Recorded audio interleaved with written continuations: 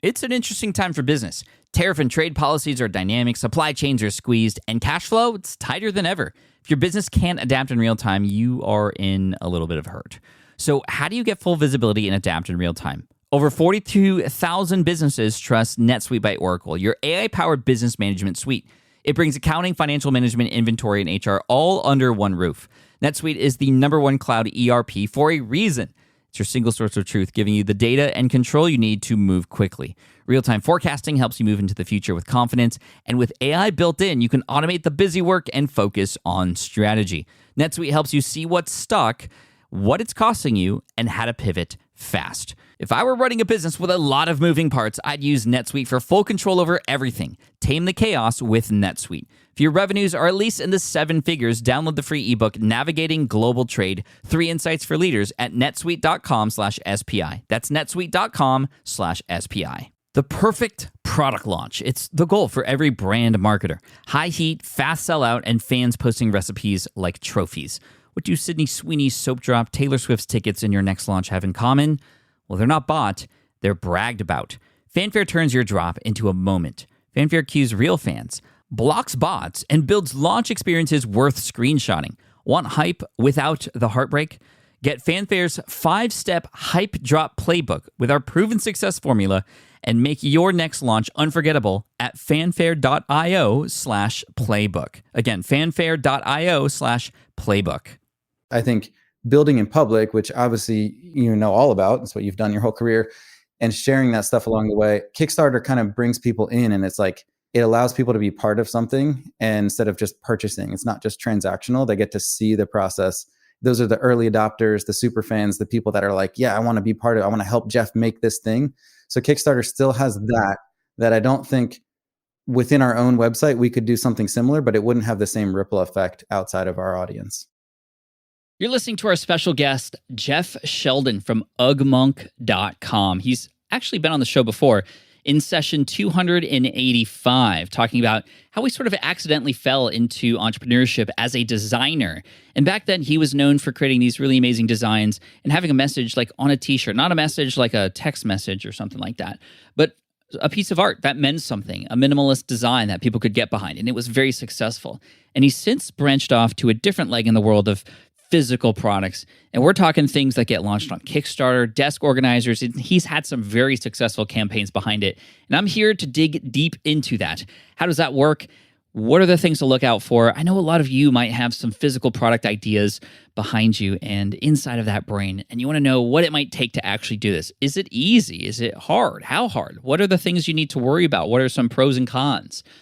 Now, you know that I've probably dove headfirst into this world of physical products with the SwitchPod at switchpod.co with my buddy Caleb. And it was, in fact, I believe through Caleb that I've met Jeff. And all three of us have physical product experience and a lot of both horror stories and some amazing stories to share. And Jeff's going to share some of those stories today. So physical products are real fun, but they're also real challenging. So sit tight because this episode with Jeff is amazing and you get to learn about the insides of what it's like to run a physical product business and to even get your own space to be able to design and store and warehouse these things and what that's actually like, because I've always been curious about that too. So we're going to get the full deal here from Jeff. Again, you can find him at ugmonk.com, but sit back, relax. This will be a fun one. Here he is. Welcome to the Smart Passive Income Podcast, where it's all about working hard now so you can sit back and reap the benefits later. And now your host, Bazooka Joe Bubblegum will trigger all kinds of childhood memories for him, Pat Flynn.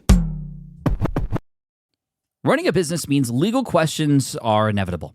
Is this contract or agreement solid? What can I do if a client won't pay me? Am I set up properly for taxes? Well, rather than trying to navigate all of this on your own or searching endlessly online, imagine having a law firm on your side without the high hourly rates. That's exactly what Legal Shield's small business plans offer. With Legal Shield, entrepreneurs get access to real legal support, contract reviews, collection letters, guidance on business formation, and even help handling IRS audits. Members can book consultations, upload documents through the app, and work with a provider law firm that understands small business laws in your state. You also get proactive help on tax and trademark questions so you can stay ahead of legal risks. And if a client delays payment, Legal Shield can send professional collection letters to help you recover what you're owed, all for a fraction of what traditional attorneys charge. Go to LegalShield.com/SPI or call 833-570-9980 to learn more and get big business legal support without a big business budget. That's LegalShield.com/SPI. Hiring shouldn't be a hassle or a drain on your budget. Upwork is your one-stop shop to find, hire, and pay top freelance talent, saving you time and keeping costs in check all in one place. Companies at every stage turn to Upwork to get things done and find more flexibility in the way that they staff key projects and initiatives by assessing a global marketplace filled with top talent in IT, web development, AI, design, administration support, marketing, and more. And I've personally used them myself and can vouch for them. Posting a job on Upwork is easy. With no cost to join, you can register, browse freelancer profiles, get help drafting a job post, or even book a consultation. From there, you connect with freelancers that get you and can easily hire them to take your business to the next level. Upwork makes the entire process easier, simpler, and more affordable with industry-low fees. Post a job today and hire tomorrow with Upwork. Visit Upwork.com right now and post your job for free. That is Upwork.com to post your job for free and connect with top talent ready to help your business grow. That's UPWORK.com, Upwork.com. Go there now.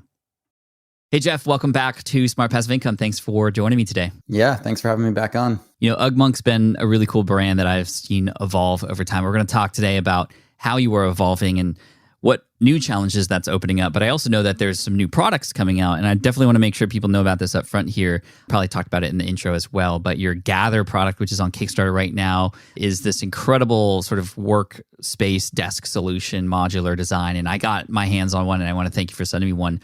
It's great. How's the campaign going? And also, where did this idea come from to have like an even better version of what you've already created before? Yeah, I mean, this one's a long time coming, so it feels good to finally like pull back the curtain. We were kind of secretly working on it for the last few years, and we launched the original Gather back in 2017, which was our modular desk organizer, but it was really just kind of went in front of your monitor, and it took care of the small clutter on your desk. And then really the story of how we got to where we are today was I wanted to continue developing that system, building it out, building a monitor stand, adding new modules. But behind the snes, it wasn't so smooth. So we ran into every manufacturing problem you could think of, and we were able to make the product. We were able to make a great product that's still successful and people still love it. But it wasn't as easy for us to kind of continue developing that product with the supply chain that we had. So it kind of put a standstill on product development. But in the back of my mind, I'm like, I still want to make the rest of this system. Like this was supposed to be the entry point. The small organizer was just part of it.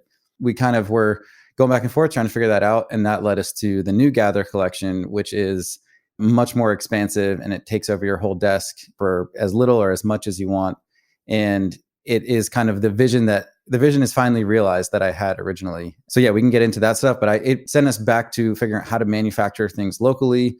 How do we continue to iterate and bring products to market quicker with our hands on it? Like literally, I can drive to all the places that we manufacture within a 50-mile radius of here. So yeah, there's a whole story there, but it kind of took us from 2017 to where we are today. And this version of Gather is really my favorite thing that we've ever made. Nice, man. Well, congrats on the launch. You know, going back to the last time you were on the show, I think UGMonk to me was more of a really cool design / merch and t-shirt essentially company that I could get behind. And it had some really amazing designs that you created yourself. And how do you transition from something that was more t-shirt-like and designs and your creative sort of artwork to something utility and also still very, very beautiful, but like, was there something in your head that made you want to change that or go down this new direction versus just continually pour into what was working before? Yeah, I mean, physical products are a beast, as you know, from developing SwitchPod with Caleb, and you know how much work it takes to bring something, especially something new, to market. The reason why I started with t-shirts wasn't because I love t-shirts and I was like this t-shirt connoisseur. It was just the medium to get my artwork out there. It was a medium, an easier way to than selling posters or selling other things. T-shirts were the medium for those designs, but it all came back to like, let's create a shirt that is something I want to wear. The shirt itself is good. The design reflects the aesthetic and the minimalist design philosophy that I was embodying. And that kind of was like, I kind of almost got pushed into a corner of like, hey, you're the t-shirt guy. And it's like, well, yeah, we're going to make really cool t-shirts.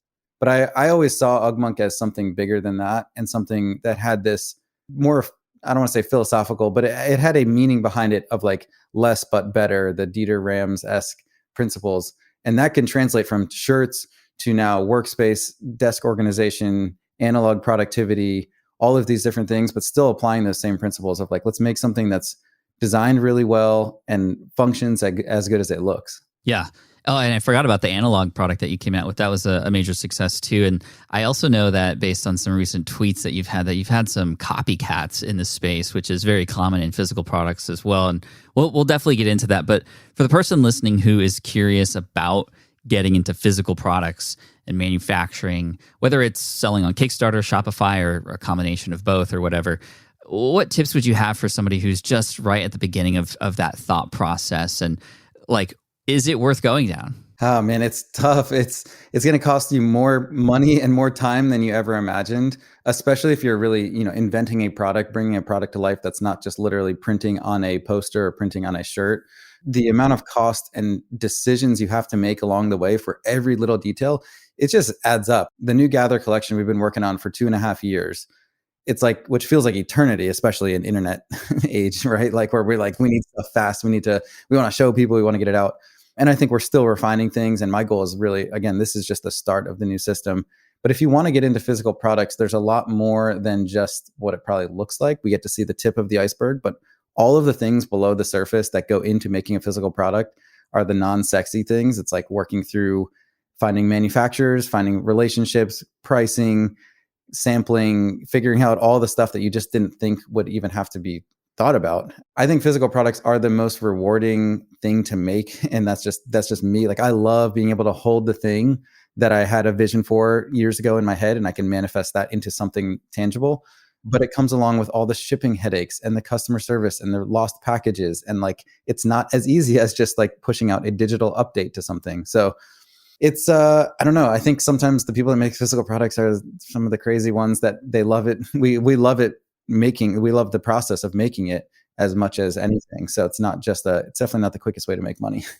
Yeah, it's definitely not the quickest. And obviously you'd mentioned the Switch Pod, which Caleb and I worked on. I mean, we've got an experience firsthand at what that was like. And it's a lot of headache, and it's very slow compared to the digital world. But to your point, the Switch Pod has been so rewarding. Mm-hmm. And, there's been many moments where I've seen it in public, out in the wild, and it's just like, we made that. Like, that's amazing. Like, I can't go to the mall and be like, hey, you probably have my podcasting course, unless I already like know that person or something. So, there's pros and cons, but I do believe you're right. There's a little bit of crazy involved. There's a little bit of some just like deep passion for seeing things through, and also like the outcome of that person using it. And that's what I love about it versus the digital stuff. Because, a person can buy my course, but it's still not of value to them. Like, they haven't gotten what they paid for yet until they go through the lessons and do the work. And that is not always going to happen, versus you get the thing, you get the desk organizer, the Gather collection, and it's like, oh, I could breathe again on my desk. Like, you like, it's an immediate reward. I'm sure that's what pushes you.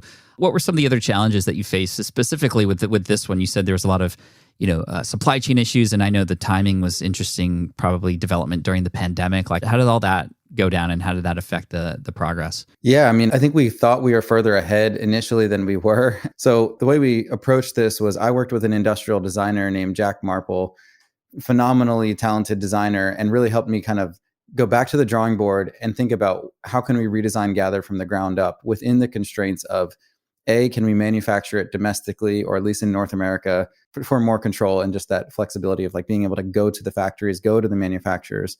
And then 2, make it a system that can be built on easier. So instead of buying an injection mold for plastic parts, where the molds can cost anywhere from $20,000 to $30,000 for one part, how can we make something that doesn't involve that expensive tooling? So if we want to make just some one-off add-on to it that does one certain thing and it holds your coffee mug a certain way, and we want to make 100 of them, how do we do that?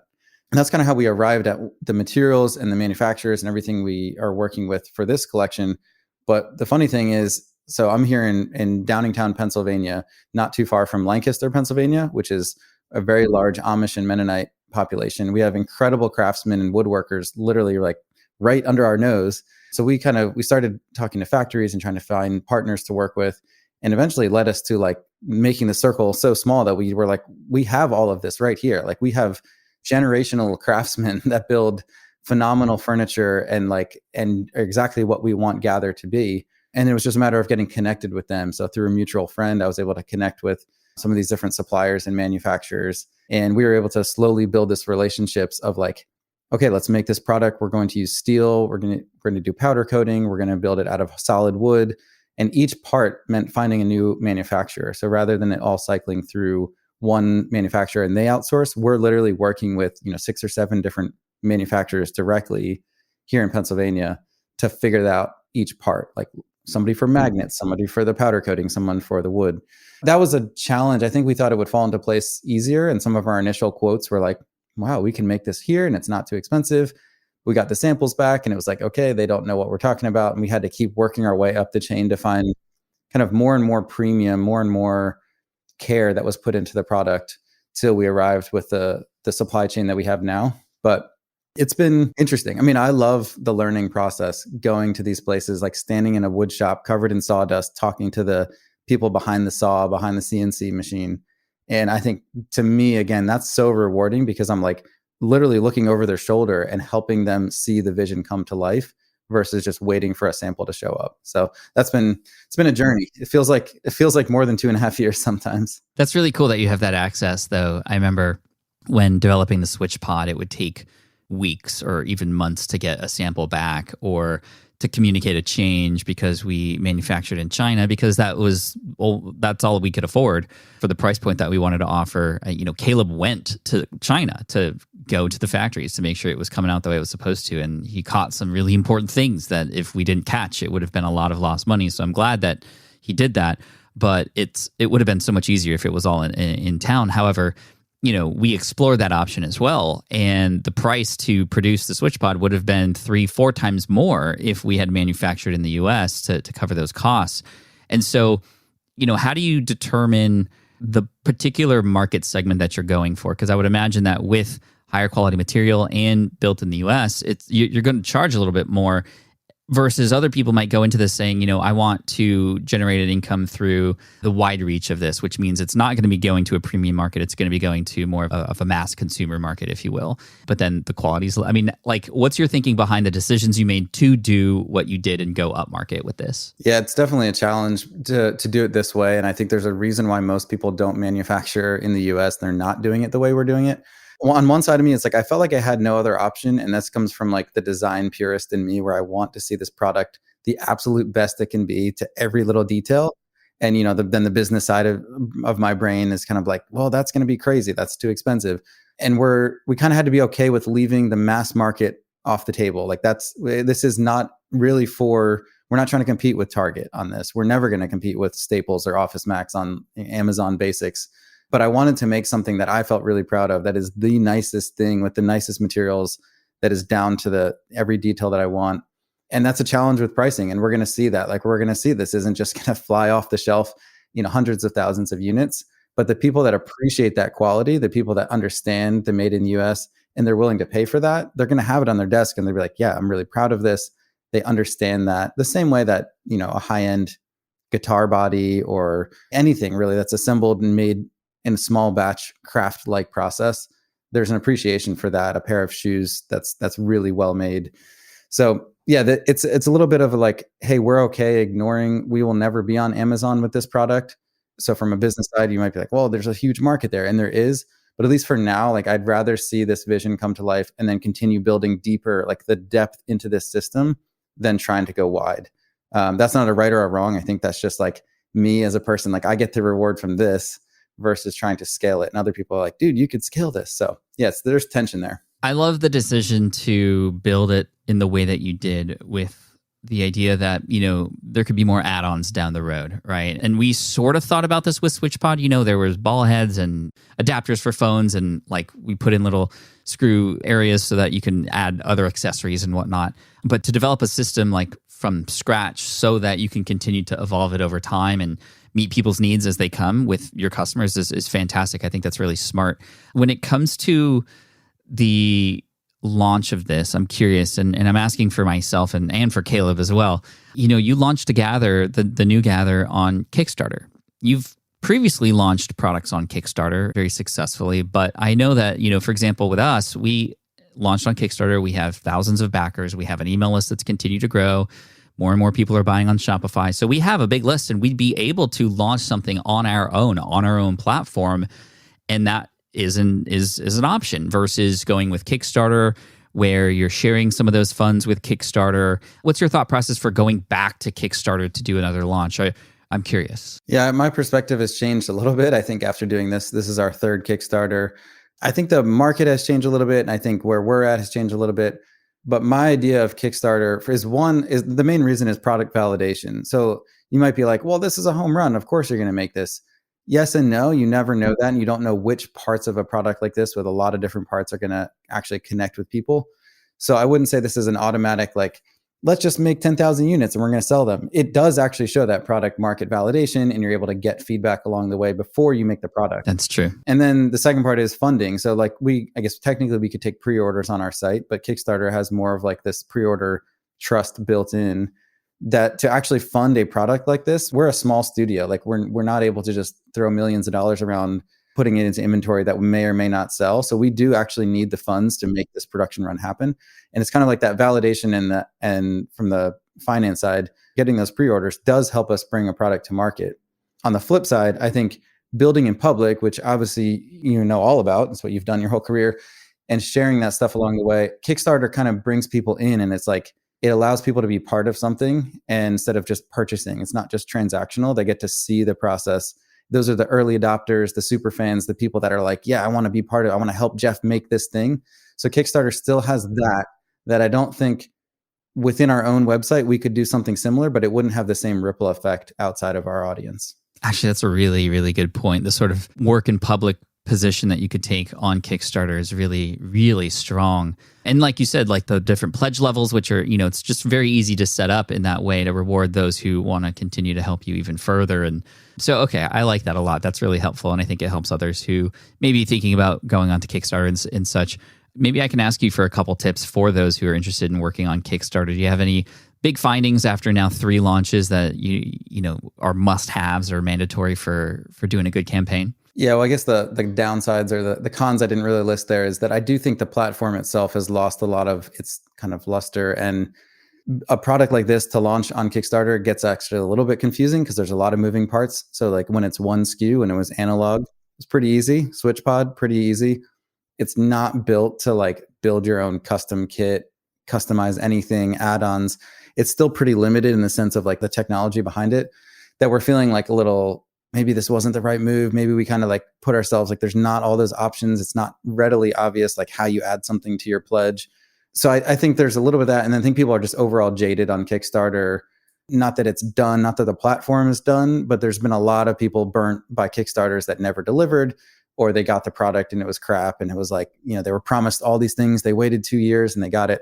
I feel like there's the pros outweigh the cons right now. And I think it's, if you want to validate a new product, especially if it's something you've never launched, it's good. But I do think the biggest part of Kickstarter is still bringing your own audience. And if you don't have an audience, if you don't have an email list or a social following, putting it on Kickstarter is not going to instantly validate it and show you if there's any traction just based on putting it on there. So the platform is nice from a PR and marketing standpoint, kind of rippling outside that, your own sphere of influence, but it's not going to do a whole lot for you as far as past that. So we're not sure if we'll go back to the platform after this for such a complicated product like the Gather collection. It's working and it's working well, but it's a little bit like, I don't know, could we have done this within our, the UgMonk site itself and kind of curated that experience and walked people through how to build their custom kit a little bit nicer than just select a pledge level. So yeah, pros and cons for all of it, for sure. For sure. I mean, you make it sound like it is not doing well. I mean, I'm looking at the site right now. It's doing extremely well. You have 448 backers. You have 39 days left to go. I think this was a 60-day campaign, so you're 21 days in, and you just got over $200,000 in backing. So congratulations. You've definitely busted past that goal. But I also know that you've had some very, very successful campaigns in the past. So maybe you're relating it to that. And I agree. I think this product has so many things with it, which are awesome. It is a little bit limited what you could do with Kickstarter to best show it off. So I imagine that once the Kickstarter campaign is over, the website will have some sort of opportunity to take advantage of anybody else who wants to get on to Gather. So ugmonk.com is where you want to go, or if right now during the Kickstarter campaign, you can check it out. It's Gather, And we'll have links in the show notes and all that good stuff for you to check out too. I do want to ask you, Jeff, because I know a big thing that you recently did was you decided to invest in like a physical space, a studio, to bring a team into like what's all there? Like what does a designer like you put in a studio, and how does it help you? Yeah. So 2 years ago, we moved into our first physical space, the Ugmonk HQ, or the warehouse, as we call it sometimes. But it is more than just a warehouse. It's not a traditional product design studio. It's everything under one roof. And that's everything from product development, product photography, customer service, all of our shipping, all of our fulfillment. Like we are actually, my staff is shipping every single Ugmonk order that goes out. So we're not using a third party for any of that. Every product passes through our hands. So we are QCing everything. We're doing it the long, hard way is what I say. Like this is not scalable, infinitely scalable. It is not easy. It requires a lot of people, a lot of money, a lot of time. But it's like we get to own that process end to end. And that means catching things on the line that we wouldn't have caught if it was in a box on a shelf in a 3PL somewhere. But up until 2 years ago, I was operating it out of my home office here. And then my parents' basement was our warehouse, really. So I've been running Ugmonk for 14 years now.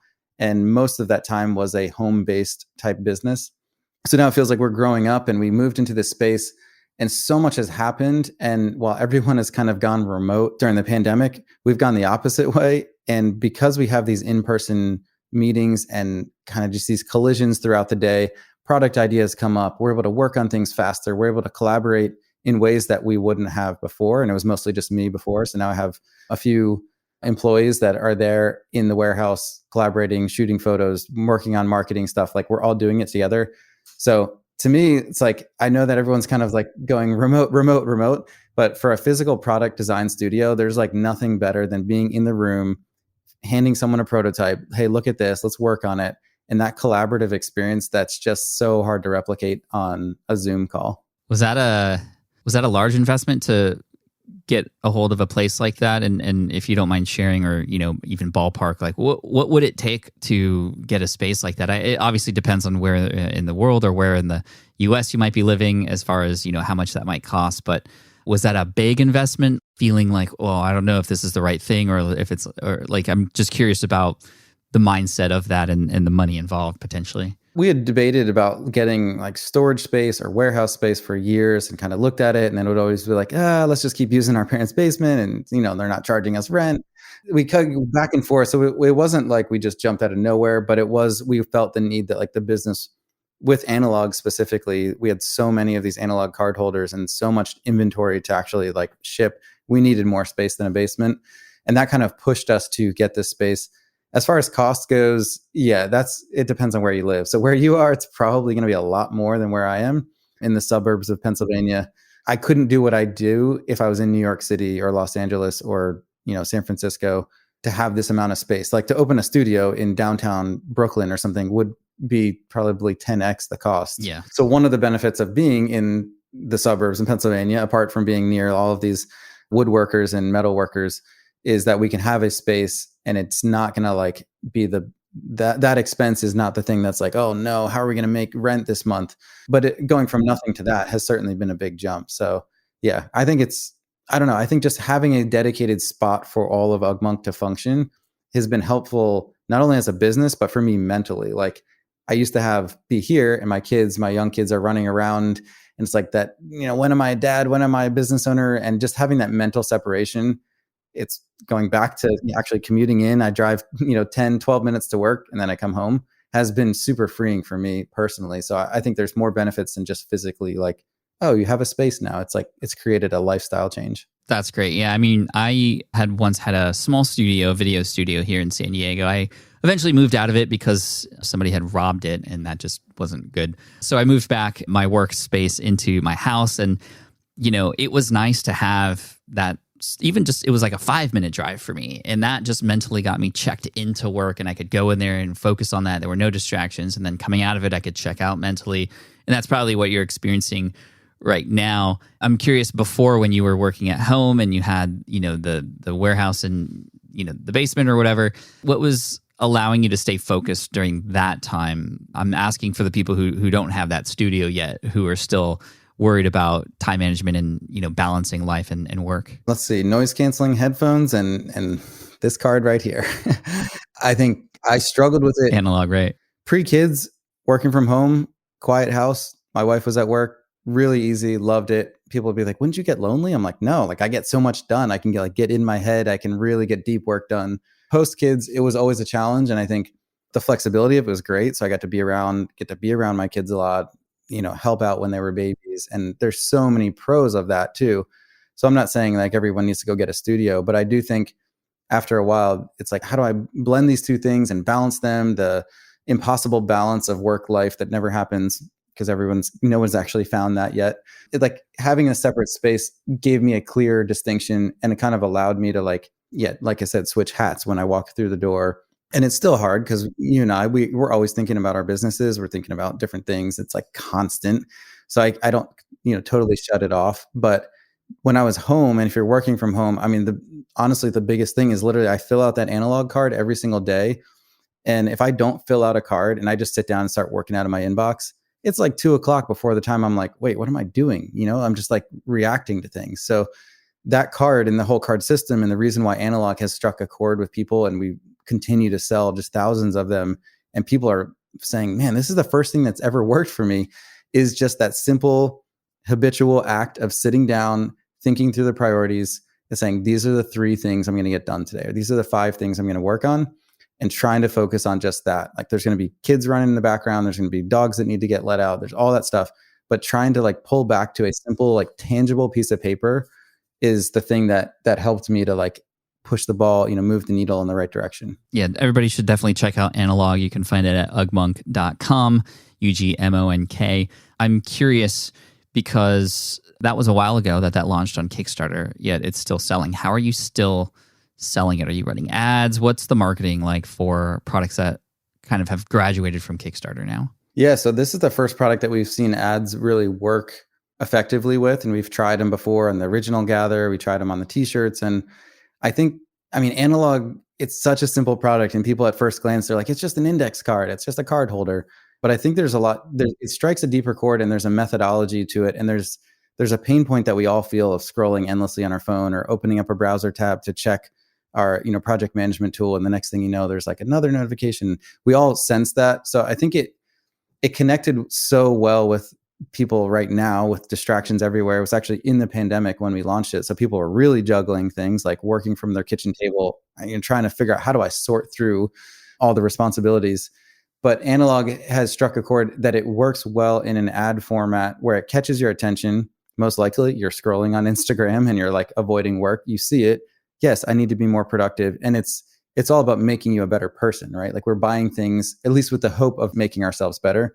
And that product specifically is really the main thing that we've been running ads for. And before that, we didn't do any ads. Like for Ugmonk ever, for like a decade. It's hard to run an ad for a t-shirt, a black t-shirt with a simple design on it. It's not quite the same thing. So that product has continued to just snowball, and we've got, all sorts of creators, and we get reviews every day, every week of people saying, I've tried everything. I've tried journals. I've tried to-do apps. This is the thing that stuck. So sometimes I'm like, wow, this has gone bigger than I ever could have expected. But it also shows me there's like momentum there. It's like really helping people in small incremental ways just to get to the important work each day. What platforms are you running ads on? Instagram and Facebook and Google is what we're working on right now. That's great. Well, congrats on that. Sometimes it's the simple solutions that matter most. And it seems like Analog definitely hit the mark there for sure. But you have Gather now, and I'm sure there's more stuff coming in, stuff that's sort of between the team and perhaps can't be shared today. But I'd love to know a little bit about the plans for the future. However, before we get to that, to finish off, I do want to bring back this idea, because we just talked about Analog, of now there's copycats out there. And this is definitely something physical products have to definitely worry about. How are you handling that? I saw a literal, almost exact replica of Analog, and I saw you tweet about that, and you're mad about that, and I was mad for you, because that sucks. How are you dealing with that mentally, and then legally, or how do you fix that, or can you? As an artist, it's probably like, everyone says, oh, it's so flattering, imitation is the sincerest form of flattery, and I say, no, imitation is the laziest form of stealing. Like it's just taking something and saying, hey, I made this. No, I made this and now it's mine. It's really frustrating. At the end of the day, legally, I don't have a big team of lawyers that can go and shut down people. So sometimes it's literally just calling them out, and I'll send them a private message first and be like, hey, look, like I understand what you did. And it's not just that they're like inspired by what I've created. I don't own 3x5 cards. But when you literally copy every single detail down to the corner radius, to the 3 holes in the metal divider, to the dot grid on the back of the paper, to using our actual copy from our video, like on their landing page, it's pretty obvious. It's really frustrating because people see something successful. So they say, I think, I want a small piece of that pie. I think I'm going to have some of that. I'm not going to ask for permission. I'm just going to take it. And I don't think that's flattery at all. I think that's just people being greedy and trying to be lazy. So I usually just try to approach it like send them a personal message, say, look, I understand what you're doing here. I'd ask that you kindly remove it, but I can't do a whole lot after that. I mean, I could try to sue and go for things. My goal is to be the real analog, the real Gather, the real Ugmonk. So our fans come to us if they want the real thing. Just like if you're going to buy a pair of Nikes, sure, you can get a fake pair of Nikes on eBay, I'm sure. But like, if you want the real thing, you're trying to buy the real thing. You're looking for the authentic version that's made the right way. So our fans know, people that know Ugmonk are coming to us anyways. I try not to spend a ton of time worrying about the knockoffs. I'm just trying to stay one step ahead. But I don't know, it's weird. The internet has kind of put this barrier between us all. Like if I could sit across the table from this person, they'd probably be like, yeah, I should take this down. But for whatever reason, hiding behind a screen and a fake name and launching a Kickstarter that's literally our Kickstarter and claiming that they made it up is just kind of ridiculous. You mentioned a keyword there, having fans, and that can help protect against a lot of this stuff. Your fans will carry you and take you wherever you want to go, really, and help you combat that. How does a physical product company develop fans? Well, I know a nice book about that you might be familiar with, which I actually have here on my shelf, Super Fans. Oh, thanks. You guys should all check it out. I'm going to plug Pat's book right now. But yeah, I mean, you talk all about it in that book. It's literally making things for people that appreciate them and being human and connecting with people on a relational level. When you make a product that you're proud of and you can put your face next to it and you can say, here, I made this, I'm proud of it. You've poured your heart and soul into it. People see that. They can tell that there's a difference between that and the 99-cent special on the Amazon deal of the day. So when you have relationships and you have connections and you have humans supporting your work, it's completely different transactionally. And I'm thankful for the past 14 years, I've been slowly kind of just saying, hey, I'm making these things. If you like them, come along for the journey. If they're not for you, they're not for you. You might be like, why would I ever spend $300 on a desk organizer? Doesn't make sense. But the people that get it are like, dude, this is me. This is what I've been searching for all my life. Like, this is what I love everything about it. And that passion, you can't buy, you can't manufacture, you can't get overnight on a viral video. It's literally just like talking to other people through email, through social, through in-person podcasts, all these things. And those people will carry you. Yeah, it's the 1,000 true fans mentality. I still carry that with me as how I'm building Ugmonk. Yeah, man. Dude, I love it. So what's coming next for Ugmonk that you can share at least? Yeah, well, depending on when this podcast goes out, we'll be fulfilling the Kickstarter and doing our first production run of the new Gather collection, which I'm really excited about. And I feel like there will be things that go wrong in production and things we have to overcome and details to dial in. But because we kind of did some test runs and we did some short runs, we're able to refine a lot of those relationships. So I don't feel like that's a big giant black box that we have to uncover. Like, how are we going to make this product? Like, I think we have a pretty solid supply chain in place. So really a lot of our attention is going to be on that, and then moving it onto our site and showing people more about what the new Gather is. I have so many ideas to expand the system. I'm trying to hold back and not like put it all out there, but there's so many other types of organizational pieces for your desk, your workspace, your home in the same minimalist aesthetic with this wood and metal that just feels so nice in your hands that I want to make. So you'll see more of that, more with analog. We're just doubling down on all desk and workspace accessories to help you be more productive. I love it, man. Well, the new year is upon us. I want to wish you and your team an amazing new year, and congrats on the success of Gather and everything else. And I hope for a big rush of sales in the final days, which is pretty typical with anything that has sort of an end date. So I'll be looking forward to seeing those results. And if anybody else wants to see them too, definitely check out the show notes, which I'll mention the link here in just a sec, or head on over to Kickstarter, look up Gather, or of course, just go to ugmonk.com to see Jeff, his team, and all the amazing products there. So Jeff, thank you so much for your time today. I appreciate you and all your wisdom, and good luck to you, my friend. Thanks. Yeah, it was fun to catch up.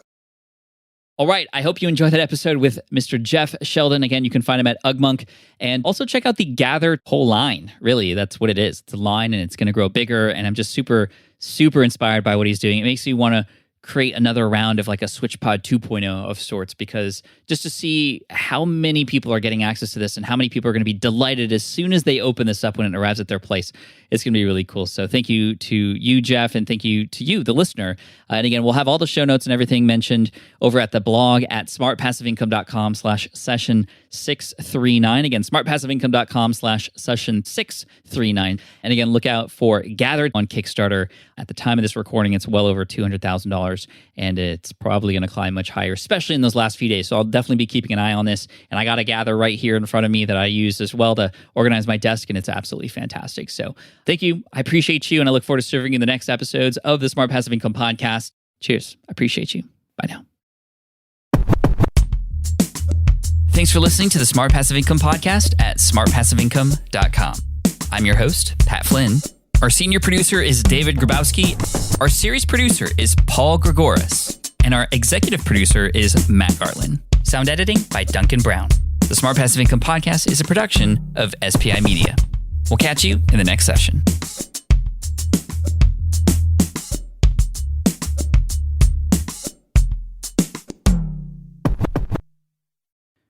Look, I get it. You want to grow your business, but trying to sell to hundreds or even thousands of people gets very exhausting very fast. But what if you could sell at scale with a simple, powerful quiz? ScoreApp helps you sell to more people without adding more to your plate. You build a quiz or assessment that your audience actually wants to take. Then they answer a few quick questions and get a personalized result right away. It shows them where they're at and what they need to do next and how you can help. And you build huge amounts of trust before you make even a single offer. No hard sell, no chasing leads, just value at scale. Get 50% off the first 3 months using the discount code SPI. All you have to do is just head to scoreapp.com/SPI. Again, that's scoreapp.com/SPI. Have you dreamt about being your own boss, but still haven't made the first steps to making that dream a reality? Well, I get that. Starting a business can feel super overwhelming with legal forms, paperwork, finances. It's a lot. And that's why I'm excited to tell you about Taylor Brands. Taylor is a complete business builder designed to make launching your business simple and stress-free. You can register your LLC in just minutes, keeping your personal assets and the business assets separate from day one. From there, you get access to everything you need to get off the ground. Legal documents, licenses and permits, invoicing and bookkeeping tools, and even a 100-day business coaching program, all designed to help you hit the ground running. You'll also get a free personalized business plan, branding tools, and so much more. And of course, listeners of this show get an exclusive 35% discount to get started. All you have to do is head to taylorbrands.com/SPI. That's TAILORBRANDS.com/SPI. Stop dreaming, start building with Taylor Brands.